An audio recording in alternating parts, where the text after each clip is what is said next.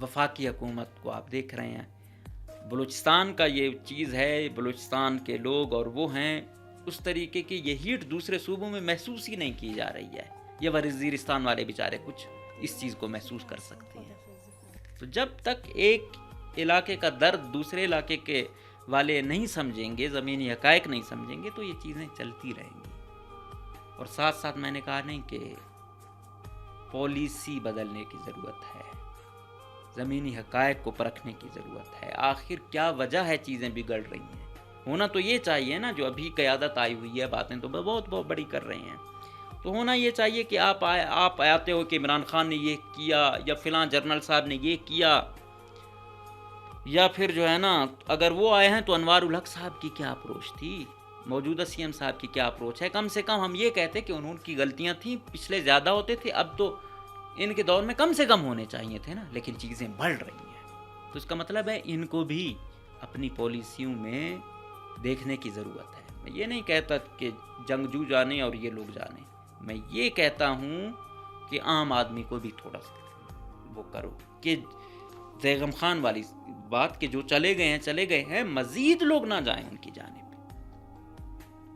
اور باقی بے شک تلاشی لیں، بے شک ہر چیز چیک کریں، لیکن عام آدمی اور اس کا عسکریت پسند میں فرق بھی رکھیں اور لوگوں کو عزت دیں.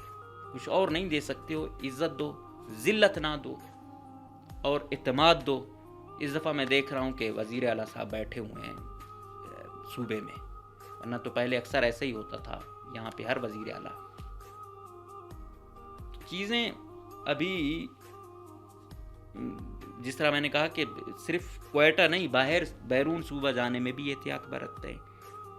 اور احتجاج کا میں کیا کہوں، یا پھر دعائیں ہی کر سکتے ہیں ہم لوگ کہ خدا محفوظ رکھے اور اس جنگ سے، اس کشت و خون سے پوری دنیا کو نجات دلائے. اگر ہم یہ کہیں نا کہ یہ جنگیں اچھی ہیں، تو ہمارے بچہ، بوڑھا، خواتین، بچیاں سب مینٹلی کتنا ڈسٹرب ہے. اور یہ صورتحال ایسا، یہ تو ہمیں لگتا ہے کہ جو قیادت میں بیٹھی ہوئی ہے وہ پریشان نہیں ہے، سب پریشان ہیں.